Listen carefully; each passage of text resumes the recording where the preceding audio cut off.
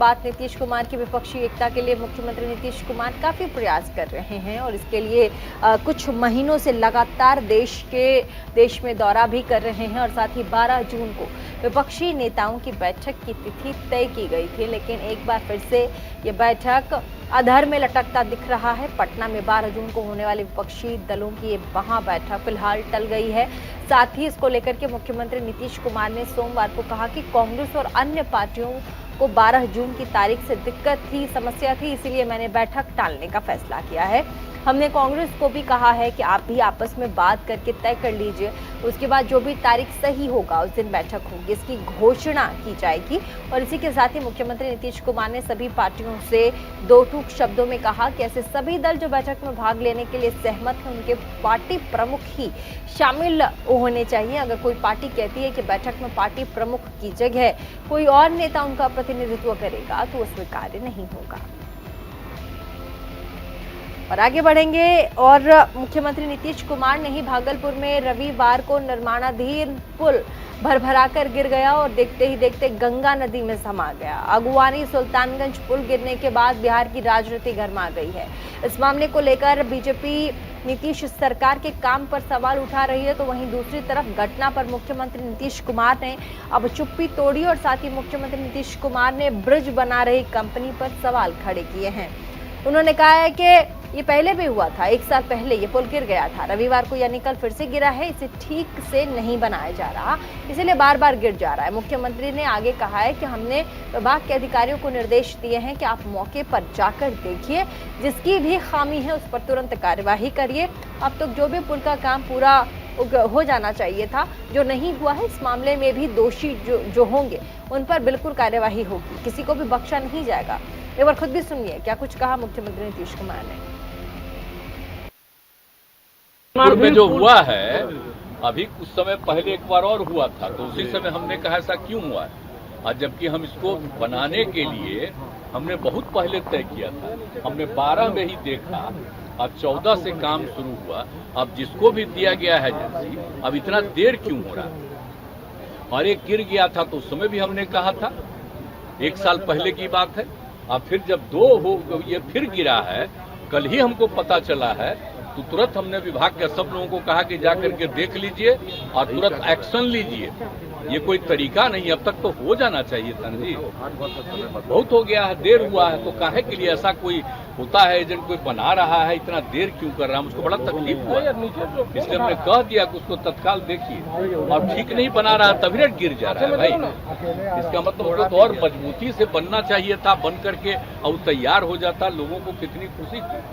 हम कितना पहले जा करके एक एक चीज को देख करके कराए हुए, लेकिन जो नहीं हुआ हमको बड़ी तकलीफ है। और अब डिपार्टमेंट अब इस बात को देख लेगा, हमारे उप मुख्यमंत्री को भी ये चीज की मालूम जानकारी है, कि सब लोग उसको जल्दी से जल्दी जो नहीं करेगा तो अपनी तरफ से जितना भी जल्दी हो सकता है उस काम को कराने का हम लोग की इच्छा है।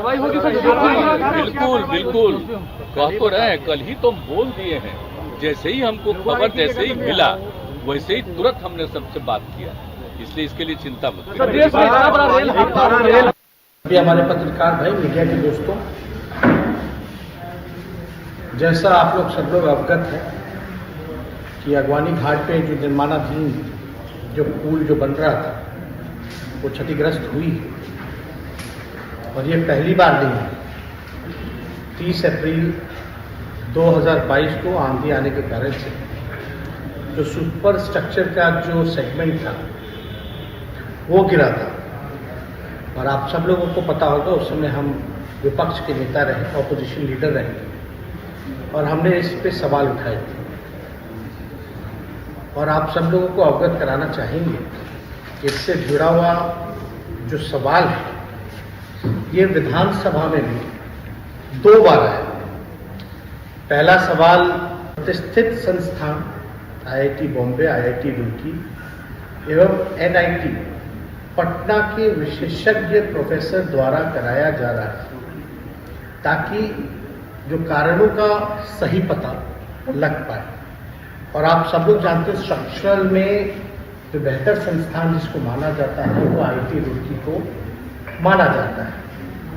जब पहली बार ये घटना हुई थी, जब हम नेता विरोधी दल थे तो उस समय जो स्पैन हो, स्ट्रक्चरल हो, सारे सेगमेंट्स की जो है हम लोग जांच करा लें, उसके बाद जो हम लोग कोई कदम उठाएं।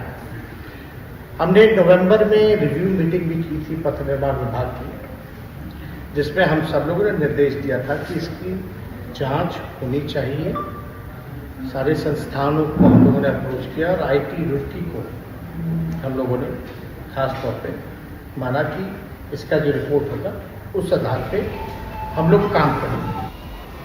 और अब बात हम करेंगे क्या कुछ हुआ पुल को लेकर के। हमने की ग्राफिक्स कुछ तैयार किए, उसमें हम आपको बताएंगे कि कल आखिर पुल धराशाही कैसे हुआ। तो 23 फरवरी 2014 को मुख्यमंत्री नीतीश कुमार ने इस पुल की आधारशिला रखी थी। 2014 में इस पुल की आधारशिला रखी गई थी। उसके बाद 9 मार्च 2015 को पुल निर्माण की जो शुरुआत किया गया। पुल निर्माण के लिए काम करना शुरू किया गया। साथ ही पुल की जो लंबाई है तकरीबन 3.17 किलोमीटर बताया जा रहा है।